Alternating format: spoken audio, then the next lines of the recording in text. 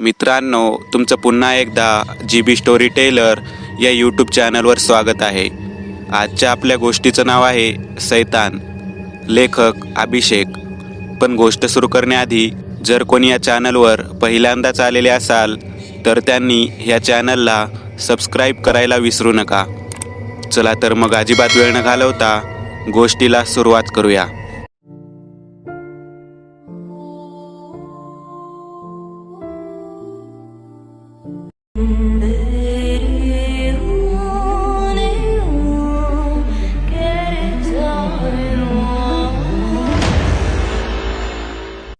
रघु खूप घाबरला होता.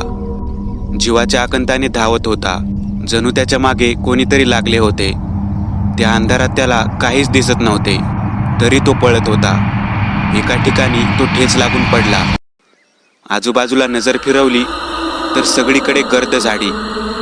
त्यामुळे सर्वत्र काळोख होता आणि त्या गर्द झाडीतून कोणीतरी चालत येत होते. रघु समजला, आता त्याचे मरण अटळ आहे. रघु म्हणाला, अरे समोर ये ना, समोर येऊन काय ते वार कर, मग बघ मी काय. पुढील वाक्य हवेतच राहिले. त्याच्या शरीराचे 2 भाग झाले होते. सकाळी 8 वाजता Mangaon police station. Hello, Mangaon police station. नमस्ते, हवालदार राणे बोलत आहे. काय? ठीक आहे, आम्ही पोहोचतो तिथे. इन्स्पेक्टर अर्जुन पटवर्धन आपली नाईट शिफ्ट संपवून घरी जायला निघत होता. तेवढ्यात राणे त्यांच्या कॅबिनमध्ये येतो. जय हिंद साहेब, गावच्या वेशीवर एक बॉडी सापडली आहे. परत तसाच खून झाला आहे, राणे एका दमात बोलून गेले. काय? अरे गेल्या 2 आठवड्यात ही 3री घटना आहे राणे. चला गाडी काढा, बघून येऊया. पटवर्धन. मानगावसारख्या छोट्याशा गावात ही घटना खूप भयानक वाटत होती. 20 मिनिटात इन्स्पेक्टर पटवर्धन, हवालदार राणे आणि हवालदार जोशी घटनास्थळी पोहोचले. साहेब, हा तर रघु आहे, धोंडीबाचा मुलगा, राणे म्हणाला. राणे, बॉडी कोणी बघितली पहिली? पटवर्धन म्हणाले. साहेब, ह्या गणू दूधवाल्याने, पण तो प्रचंड घाबरला आहे बॉडीची अवस्था बघून. तो बघा समोरच बसला आहे. गणू, जरा शांत हो. राणे, आधी पाणी द्या त्याला प्यायला. पटवर्धन. गणू पाणी पिऊन जरा शांत होतो. हा बोल आता गणू, तू काय बघितले? पटवर्धन म्हणाले. साहेब, मी सकाळी नेहमीप्रमाणे दूध देण्यास ह्या रस्त्यावरून येत होतो, तेव्हा मी रस्त्याच्या कडेस हे बघितले. मी लागलीच तुम्हाला फोन केलंय. साहेब, ह्या काहीतरी विपरीतच असा, खूप भयानक असा. ह्या सर्व सैतानाचे काम असा. तो कोणाक नाही सोडूचो. चुप बस गणू, हे सैतान वगैरे काही नसतं. हे कोणा माणसाचेच काम आहे. राणे, ह्या गणूचा जबाब नोंदवून घ्या आणि बॉडी पोस्टमॉर्टमला पाठवा. मी आजूबाजूला काही क्लू भेटतो का ते पाहतो आणि रघुच्या घरी कळवा. पटवर्धन जरा रागानेच बोलले, पण त्याच्या मनात काहीतरी चलबिचल चालली होती. कारण बॉडी पूर्ण वरपासून खालपर्यंत उभी 2 भागात चिरली होती. गेल्या 2 आठवड्यात ही 3री बॉडी अशी भेटली होती. पूर्ण गावावर शोककळा पसरली होती. गावकरी प्रचंड घाबरले होते. आज सकाळीच सरपंच सावंत यांनी सर्वांना कट्ट्यावर जमावं असे सांगितले होते. आपल्यावर हे फार मोठे संकट आले आहे. काही कळत नाही आहे. पोलीस त्यांच्याप्रमाणे तपास करत आहेत, पण खबरदारीचा उपाय म्हणून आपल्यातील काही जण आजपासून वेशीवर पहारा देतील, सावंत म्हणाले. सरपंच साहेब, पोलीस विश्वास नाही ठेवचो, पण तुमका बी माहीत असा ह्या माणसाचे काम नाही. माझ्या पोराचा जीव घेतला आणि त्या शैतानाने, धोंडीबा म्हणाला. हे बघ धोंडीबा, आपल्या बाजूच्या गावात दामले गुरुजी राहतात. खूप नाव ऐकले आहे त्यांचे. माझे त्यांच्याशी बोलणे झाले आहे, पण त्यांना आज येता येणार नाही. उद्या पहाटेच ते गावात पोहोचतील. पण तोपर्यंत खबरदारी म्हणून आज आपल्याला वेशीवर गस्त घालावीच लागेल, सावंत म्हणाले. तेवढ्यात तिथे इन्स्पेक्टर पटवर्धन आपल्या टीमसह येतात. काय सावंत साहेब, ह्या जमान्यात पण तुम्ही लोक असल्या भाकड कथा मानतात. लोकांना घाबरवू नका, नाहीतर आम्हाला तुमच्यावरच कारवाई करावी लागेल, पटवर्धन म्हणाले. इन्स्पेक्टर साहेब, आम्ही कोणालाही घाबरवत नाही आहोत, पण एकच विनंती आहे की तुम्ही तुमच्या तपासाप्रमाणे काम करा. आम्ही सर्व तुम्हाला मदत करू, पण आमच्या श्रद्धेपोटी आम्हाला गुरुजींना बोलावून पूजाविधी करू द्यावेत. सावंत म्हणाले.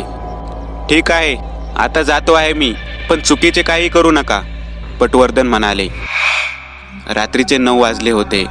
तरुण टोळ्यांची गस्त चालू होती. आहे, मी येतय ग. सर्व वाट बघत असतील. नंदू म्हणाला. जास्त पुढं पुढं जायचं नाही आणि यो अंगारा खिशात ठेव, कुळदेवीचा असा. नंदूची आई म्हणाली. होय ग आहे, असं बोलून तो निघाला. नंदू आता वेशीवर आला होता. रामा, विजा आणि नंदू एका ठिकाणी गस्त घालत असतात. बाकीचे पण इतर ठिकाणी पसरले होते. ए नंद्या, तुका काय वाटता, ह्या सैतान वगैरे काय असाल काय? रामा म्हणाला. काय माहीत नसा, पण उद्या दामले गुरुजी येले की समजतात. तुका काय वाटते रे विजा? नंदू म्हणाला. विजू, ए विजू, लक्ष कुठे असा? रामा म्हणाला. विजा एकटक लांब पाहत असतो. रामाने हाक मारल्यावर तो भानावर येतो. त्याच्या डोळ्यात भीती दिसत होती. थंय काहीतरी असा रे, माका दिसलो तो. विजू म्हणाला. कोण असा थंय? तुका भास झाला असताल. नंदू म्हणाला. नाही रे, थंय कोणतरी असा, मी पाहिले त्या का? विजू म्हणाला. अरे ये विजा, उगा भियानगस, कोण नसा थंय. चल आपण बघून येऊया. रामा म्हणाला. येडा का खुळा, तूच जा, म्या येणार नाही. बघ, नीट बघ, त्या झाडाजवळ असा कोणीतरी. विजू म्हणाला. आता मात्र नंदू आणि रामाला पण तिथे काहीतरी दिसते. एक मानवी पण काळसर आकृती. फक्त पिवळे डोळे चमकत होते. ते जे काही होते ते आता ह्या लोकांकडे हळूहळू येत होते. सरपटत घासण्याचा आवाज पण येत होता. रामा, नंदू आणि विजू पूर्णपणे एका जागेवरच थिजले होते. भीतीने त्यांना औंढा पण गिळता येत नव्हता. आता सगळे संपले असे वाटत होते. इतक्यात नंदूला आठवते की त्याच्या आईने त्याच्या खिशात अंगारा ठेवलेला असतो. देवाचे नाव घेऊन तो अंगारा त्या आकृतीवर नंदू फेकतो. एक मोठी किंकाळी ऐकू येते व ते जे काही असते ते आता लांब फेकले गेलेले असते. ती किंकाळी ऐकून बाकीचे मुले पण ह्या तिघांकडे धावत येतात.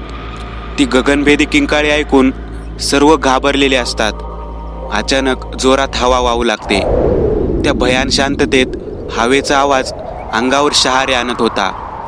ती काळी सावली आता परत दिसू लागली होती. त्या कुट्ट काळोखात एक भयानक दैत्याचा आकार दिसून येत होता. आता मात्र सर्वांची पाचावर धारण बसली होती. सर्व देवाचा धावा करू लागले होते. इतक्यात गोळ्यांचा आवाज येतो. इन्स्पेक्टर पटवर्धन आलेले असतात. ते आणि त्यांची टीम त्या आकृतीवर गोळ्या चालवत असतात. पण त्या दैत्याला काही फरकच पडत नसतो. अचानक हवा खूप जोरात वाहू लागते. जवळचे काहीच दिसत नव्हते. तेवढ्यात तो दैत्य नाहीसा होतो. त्याच्या अचानक गायब होण्याने इन्स्पेक्टर पटवर्धन पण एक वेळ बाचकतात. कालच्या प्रकरणानंतर पटवर्धन फारच विचलित असतात. एवढी वर्षे जे कायद्याचे शिक्षण घेतले आणि त्याचे पालन केले ते खरे की काल जे पाहिले ते खरे? नक्की कशावर विश्वास ठेवायचा? पोलीस दलात एवढी वर्ष काम केल्यावर अशा घटनांवर विश्वास ठेवायचा कठीणच होते. पण जे पाहिले त्याला नाकारू तर शकत नव्हते. एवढ्यात हवालदार जोशी तेथे येतात. जैन साहेब, ते गावात दामले गुरुजी आणि सरपंच सावंत यांनी सभा ठेवली आहे आणि आपल्याला तिथे जायचे आहे.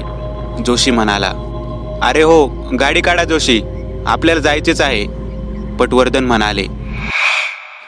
पारावर सर्व गावकरी एकत्र जमलेले असतात. दामले गुरुजी सर्वांना संबोधत असतात. पटवर्धन पण पोहोचलेले असतात. मित्र हो, ही वेळ फार कठीण आहे. काल जे आपल्यापैकी काही तरुण मंडळीने पाहिले त्यावरून तरी ते फार भयंकर आहे असंच वाटत आहे. ह्या प्रकरणाच्या मुळाशी गेल्याशिवाय नक्की सांगता येणार नाही. तोपर्यंत खबरदारी म्हणून संध्याकाळी 6 नंतर कोणीही घराबाहेर पडू नये. आजपासून 3 दिवस मी गावाच्या वेशीवर होम घालणार आहे. तो होम यशस्वी झाला तरच मी काही सांगू शकतो. आणि हे मंतरलेले धागे तुमच्या घराच्या दरवाजाला बांधा. कोणीही दरवाजा ठोठावला तरी दार उघडू नका. हे धागे एका मर्यादेपर्यंतच तुमचे रक्षण करू शकते, त्यामुळे कोणीही धाडसीपणा करू नये. इन्स्पेक्टर साहेब, तुमचा पण विश्वास आता बसला असेल, त्यामुळे हे 4 धागे तुमच्या आणि तुमच्या सहकाऱ्यांच्या हातावर कृपया बांधून घ्या, दामले गुरुजी म्हणाले. कालच्या प्रकरणानंतर पटवर्धन समजून गेलेले की ही साधी गोष्ट नाही आहे, त्यामुळे त्यांनी पण जास्त आडेवेडे न घेता ते धागे निमूटपणे हातात बांधून घेतले. संध्याकाळ होत आली तसे सर्वजण जीव मुठीत घेऊन दारे खिडक्या बंद करून घरीच बसले. गावात सर्वत्र शुकशुकाट होता. दामले गुरुजींचा पण आजचा होम संपत आला होता. त्यांच्याबरोबर गावातील रामू आणि सदा थांबले होते. ते सर्व आता घरी जायची तयारीच करत होते की तेव्हा एक भयानक प्रचंड किंकाळी ऐकू आली. तसे सर्व घाबरले. ती किंकाळी पूर्ण गावाने ऐकली होती. रामू आणि सदा तर थरथर कापत असतात. आता युवांना संध्याकाळ उलटून बऱ्यापैकी रात्र झालेली असते. गुरुजी, घरी जाऊया, आता भ्या वाटू लागला असा, सदा म्हणाला. थांब सदा, आज काय तो सोक्षमोक्ष लावूनच टाकूया. मला इथे प्रचंड नकारात्मक तरंगे भेटत आहेत. घाबरू नका, मी असेपर्यंत तुम्हाला काहीही होणार नाही. माझी जबाबदारी आहे. निदान गावाचा विचार करून तरी थांबा, दामले गुरुजी म्हणाले. आता रामू आणि सदाचा पण नाईलाज होता. शेवटी ते गुरुजीसोबत जाण्यास तयार झाले. त्या किंकाळीच्या दिशेने आता गुरुजी, सदा आणि रामू चालू लागतात. हळूहळू ते गावाच्या वेशीबाहेर येतात. कुठून तरी मंत्राचा बारीक आवाज येत असतो. ते त्या आवाजाच्या मागे जातात. गुरुजी सर्वात पुढे चालत असतात. थोड्याच वेळात ते सर्व नदीपर्यंत पोहोचतात. आता आवाजाची तीव्रता वाढलेली असते. ते सर्व सावध होतात. गुरुजी, ही वाट तर मसनवाटेकडे जाता, सदा म्हणाला. होय सदा, सावधपणे माझ्या मागे या आणि काही झाले तरी एकमेकांचा हात सोडू नका. जोपर्यंत तुमच्या हातात मंतरलेले धागे आहेत तोपर्यंत तुम्ही घाबरू नका, गुरुजी म्हणाले. थोडे पुढे आल्यावर त्यांना दूर थोडा प्रकाश दिसू लागतो. त्या दिशेनेच ते पुढे जातात. हळूहळू तो प्रकाश आता मोठा दिसू लागतो. मंत्राचा आवाज पण आता अधिक चांगल्या पद्धतीने ऐकू येत होता. आता त्यांना दिसत होते एक मांत्रिक जो होम मांडून बसला होता आणि त्याच्या पुढ्यातच 8 ते 9 फूट उंच काळी सावली, जिचे पिवळे डोळे. त्या मांत्रिकाचा चेहरा मात्र दिसत नव्हता. गुरुजी सदा आणि रामूसोबत झाडाच्या आडोशाने हळूहळू पुढे जात होते. एक आडोसा घेऊन ते झाडाच्या मागे लपले. आता ती काळी सावली चांगलीच दिसू लागली होती. तो एक सैतानच असतो, पण फार भयंकर. वर्ण पूर्णपणे काळा, लांबलचक नखे, राकट देह आणि भयानक चेहरा. त्याच्या चेहऱ्यावरून एक चिकट द्रव बाहेर पडत होता. असे ते भयानक रूप पाहून रामूचा पाय घसरतो आणि तो थेट त्या मांत्रिकाच्या पुढे जाऊन पडतो. त्याला तिथे पाहून मांत्रिक पण चिडतो आणि सैतानाला रामूला पकडायला सांगतो. रामूचे तर भीतीने पायच लटपटत असतात. सैतान रामूला पकडणार तोच एकदम एक झटका लागून तो मागे फेकला जातो. रामूच्या हातावरील धाग्याची करामत असते ती. ते बघून मांत्रिक अजूनच भडकतो.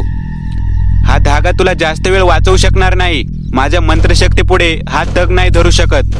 काळ म्हणतात मला, महाकाळ, मांत्रिक म्हणाला. महाकाळ काहीतरी मंत्र बोलतो आणि जोराची हवा वाहू लागते. त्या हवेच्या धक्क्याने रामू दूर उडून झाडावर आपटतो. त्याच स्थितीत त्याच्या हातातील धागा झाडाच्या फांदीला अडकून तुटतो. बस हीच वेळ आणि रामू सैतानाच्या तावडीत सापडतो. एका हातात रामूला पकडून तो सैतान महाकाळापुढे येतो. सैतान, जिवंत राहो. कोण आहेस तू? इथे कसा आलास? महाकाळ म्हणाला. म्या चुकून आलो आहे, माका सोडा, मका जाऊ दे. रामू थरथरत बोलत होता. त्याचे सर्व अवसानच गळून पडले होते. आज मला सैतानासाठी बळी शोधायची गरज नाही भासली. तू स्वतःहून मरायला इथे आलास. जय सैतान. सैतान प्रसन्न हो. लवकरच मला ती महाघोर अमरशक्ती प्राप्त होईल. महाकाळ म्हणाला. गुरुजी आणि सदा लांबून हे सर्व सावधपणे पाहत असतात. गुरुजी समजून जातात की हे सर्व त्यांच्या शक्तीबाहेरील आहे. ते मनाशी काही ठरवतात. हे बघ सदा, हे सर्व भयानक आहे. तू इथून मागल्या पावलांनी पळ काढ. मी रामूला वाचवण्याचा प्रयत्न करतो. गुरुजी म्हणाले. नाही गुरुजी, तुमका बी येऊक लागताल. तुमचा काय तो आधार आहे. मी एकटो नाही जायचो. सदा म्हणाला. अरे पण मी रामूला असे सोडून नाही येऊ शकत. तू माझी काळजी करू नकोस. तू सरपंचाकडे धावत जा आणि इथल्या परिस्थितीची कल्पना दे त्यांना. त्यांच्याकडे ही माहिती पोहोचणे गरजेचे आहे. आणि ऐक, जर मी परत आलो नाही तर बाजूच्याच गावात एक गृहस्थ आहेत. नीलकंठ नाव आहे त्यांचे. ते मांत्रिक किंवा तांत्रिक नाही आहेत, पण काही दैवी शक्तीची देणगी मात्र त्यांच्याकडे निश्चितच आहे. ते नक्की मार्ग काढतील ह्या अमानवी प्रकरणावर. गुरुजी म्हणाले. खूप नाईलाजास्तव सदा तिथून निघतो आणि गुरुजी महाकाळापुढे जाऊन उभे राहतात. सोड त्याला. तू हे सर्व कशासाठी करत आहेस? त्याला जाऊ देत. गुरुजी म्हणाले. अरे ये भटा, मला कोणी अडवू शकत नाही. तुझा देव पण नाही. तू सैतानाच्या तावडीत सापडला आहेस. इथून तुझी सुटका नाही. आज तर मी 2 बळी देणार. तुला अजून माझ्या शक्तीचा अंदाज नाही. महाकाळ म्हणाला. महाकाळ नजरेनेच सैतानाला इशारा करतो आणि ते भयानक काळे धूळ गुरुजीकडे झेपावतो. गुरुजी त्यांच्या खिशातून एक मंतरलेला धागा बाहेर काढतात. मनात इष्टदेवतेचे स्मरण करून तो धागा ते त्या सैतानावर फेकतात. तो धागा हळूहळू वाढू लागतो आणि त्या सैतानाच्या पूर्ण शरीराभोवती एक रिंगण करू लागतो. ते धाग्याचे रिंगण सैतानाला झाकून टाकते. याला काळशक्ती बंधन म्हणतात महाकाळ. सैतान ह्यामधून बाहेर येऊ शकत नाही. आता तुझी पाळी. आज हा सर्व खेळ बंद करून टाकतो. गुरुजी म्हणाले. अरे भटुरड्या, सैतान आहे तो. तुझे हे तुच्छ कवच त्याला बांधून नाही ठेवू शकत. सैतान जिवंत राहो. ते बघ, तुझे कालशक्ती बंधन उद्ध्वस्त झाले. महाकाळ म्हणाला. सैतान खरोखरच त्या बंधनातून मुक्त झाला होता आणि आता त्याच्या एका हातात गुरुजी आणि दुसऱ्या हातात रामू होता. त्याच्या खुनशी डोळ्यात पाहूनच गुरुजी समजून गेले की आता त्यांचा शेवट आला आहे. सैतान त्या दोघांना गरागरा फिरवू लागला. आणखी 2 किंकाळ्यांनी त्या जंगलाची शांतता भेदून जाते.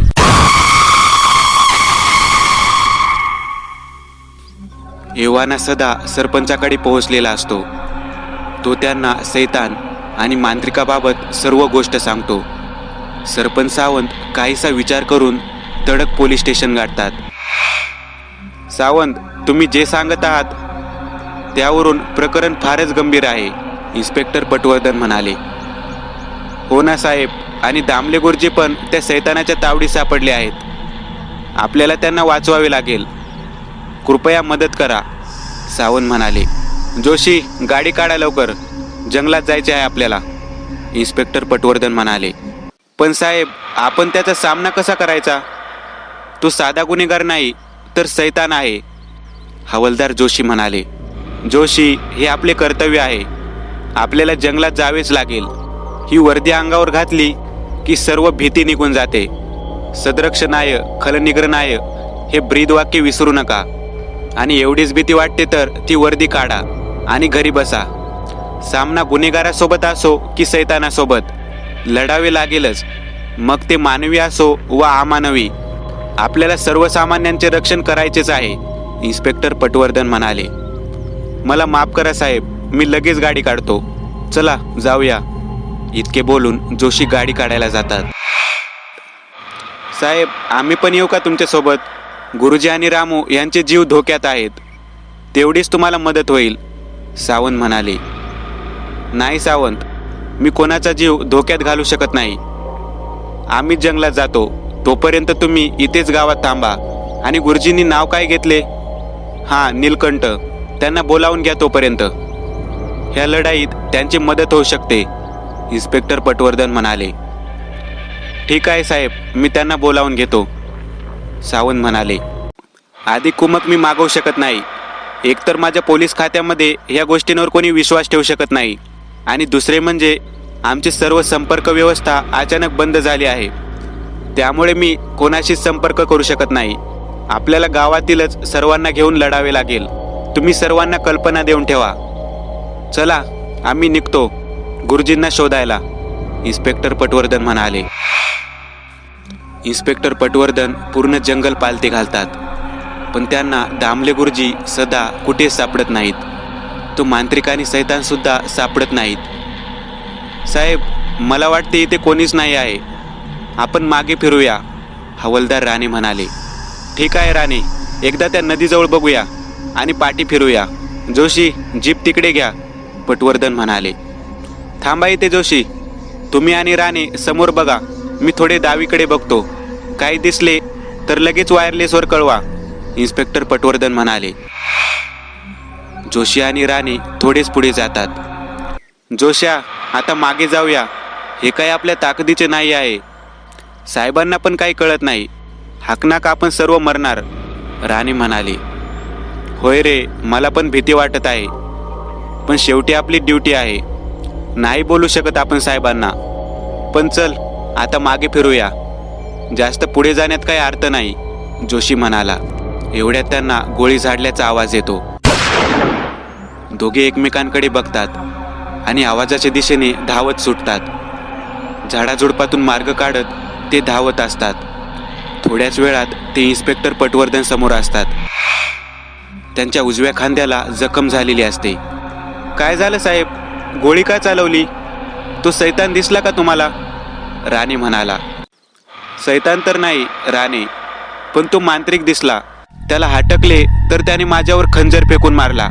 डाव्या हातात घुसला तो. एव्हाना मी पण त्याच्यावर गोळी चालवली होती.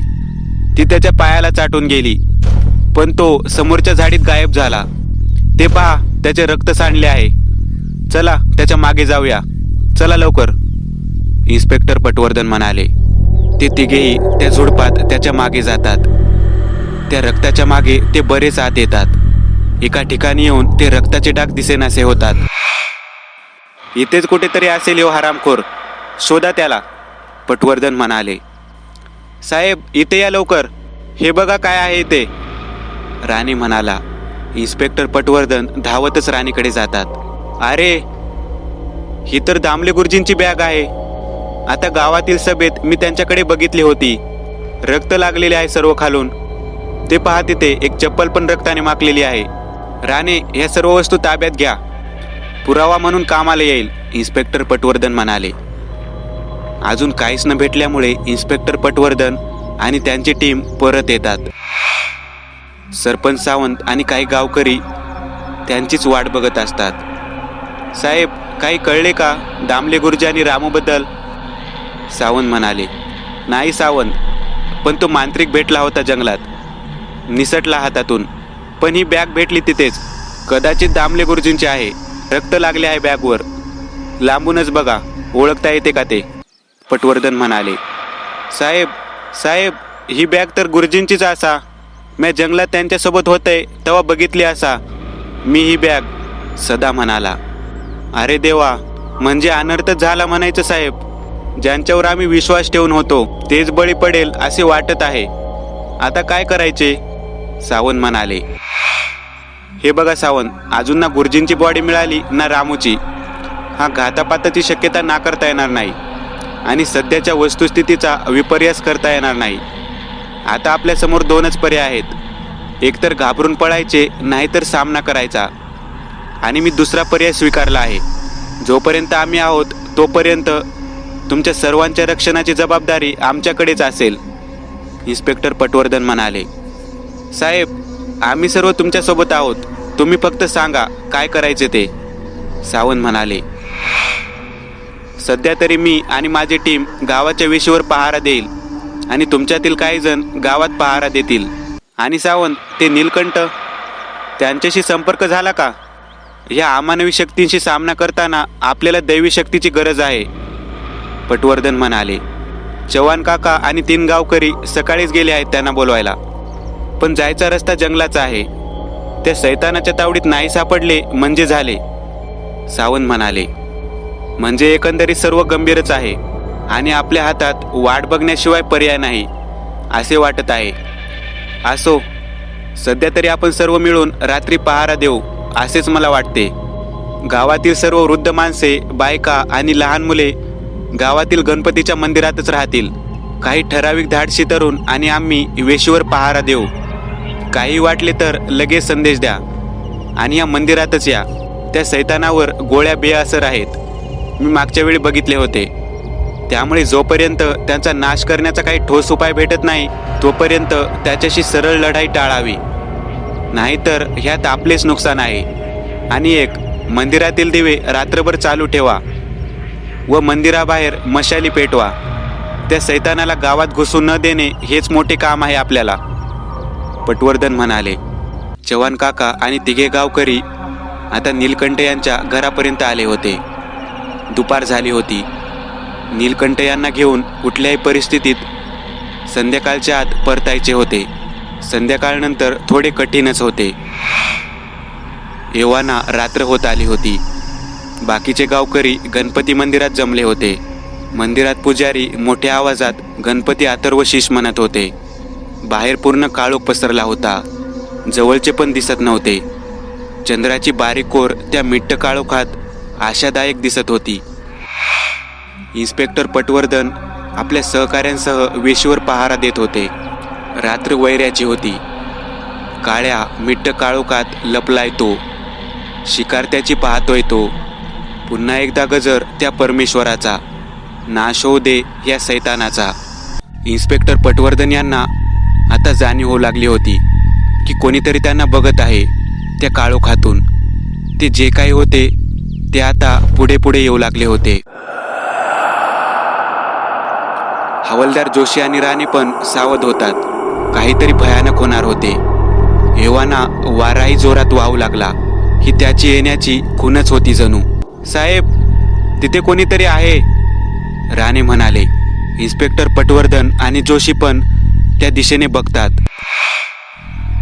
तो आलेला असतो. चंद्राच्या त्या लहान प्रकाशात पण त्याची काळीभोर आकृती आता दिसू लागली होती. क्षणार्धात वातावरण बदलले आणि ते भयान शांत पिवळे डोळे त्या वातावरणात अजून भय उत्पन्न करत होते. त्याची लांबलचक नखे त्या अंधारात पण चमकत होती. राणे, जोशी, पोझिशन घ्या. चला, फायर. इन्स्पेक्टर पटवर्धन म्हणाले. क्षणार्धात गोळ्या डागण्यात येतात. पूर्ण टीम त्या एकाच लक्ष्यावर निशाणा साधत होती. पण त्या सैतानावर काहीच फरक पडत नव्हता. उलट आता तो आणखी आक्रमक झाला होता. पण आता माघार घेऊ शकत नव्हते. बंदुकीच्या फेरी झाडल्या जात होत्या. सैतानावर फरक पडत नव्हता, पण तो विचलित मात्र होत होता. तो पुढे येतच होता. अचानक आकाशाकडे बघत जी त्याने किंकाळी फोडली ती ऐकूनच सर्वांच्या काळजाचे पाणी झाले. आता भीती पूर्ण टीमवर दिसू लागली होती. राणे तर भीतीने थरथर कापू लागला होता. लटपटणारे पाय आता जास्त साथ देत नव्हते. राणे मागे सरकत सरकत खालीच पडले. सावरेपर्यंत तो सैतान अगदी त्यांच्या पुढ्यातच होता. इन्स्पेक्टर पटवर्धन आणि जोशी वाचवायला पुढे जातात, पण सैतान एका हातानेच त्यांना उडवून लावतो. आता राणे आणि त्या सैतानामध्ये कोणीच नव्हते. काही क्षणाचे राणे पाहुणे होते. इतक्यात एक प्रचंड ऊर्जाधारी त्रिशूळ त्या दोघांच्या मध्ये येऊन उभा राहतो. प्रखर प्रकाश त्या त्रिशूळामधून निघत असतो. राणे, जोशी, पटवर्धन आणि खुद्द तो सैतान त्या प्रकाशाला सहन करू शकत नव्हते. एवढा तो प्रखर होता. तो सैतान तर गायब होतोच, पण बाकी सर्व पण आपापले डोळे मिटून घेतात. काही क्षणांनी थोडे सामान्य झाल्यावर ते सर्व डोळे उघडतात. तो त्यांना एक व्यक्ती तो त्रिशूळ हातात घेऊन उभा आहे असे दिसते. अजूनही त्या त्रिशूळामधून प्रकाश निघत होता, पण आता तो प्रकाश एवढा प्रखर नव्हता. जवळपास 30 वर्ष वयाचा तो दिसत होता. अंगात सफेद कुर्ता आणि निळी जीन्स हा पेहराव, कानात कुंडले, चेहऱ्यावर प्रचंड तेज, भोवयांच्या मधोमध एक चंद्रकोर. घाबरू नका, तो सैतान आता गायब झाला आहे. ती व्यक्ती, कोण आहात तुम्ही? आणि तो सैतान गायब कुठे झाला? इन्स्पेक्टर पटवर्धन म्हणाले, मी नीलकंठ